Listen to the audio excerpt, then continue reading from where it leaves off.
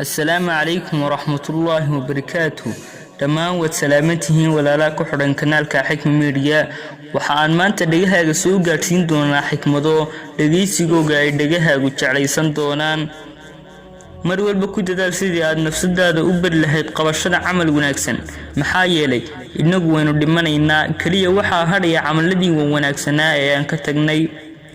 ka dheero oo ka fogo meelaha xumaantu taalo, waayo taasi waxa ay soobaysaa inay dadku ka malaystaan male aan wanaagsanayn, noqona mid saldhigta meelaha wanaagu yaalo. dadka qaarkii marka ay ku dhibaateeyaan ee ay qalbigaaga jabiyaan, ha u murugoon, waayo waxa aad heli doontaa qof ka wanaagsan iyaga. ha noqon mid ay ridaan carabiyada dadka faashiliinta ahi, hana raacraacin hadaliyadooda. axwaasha adduunyadu mararka qaar way kugu adkaanaysaa, balse dariiqada kaliya ee aad ku wajihi karto duruufaha adag ayaa ah inaad samirto.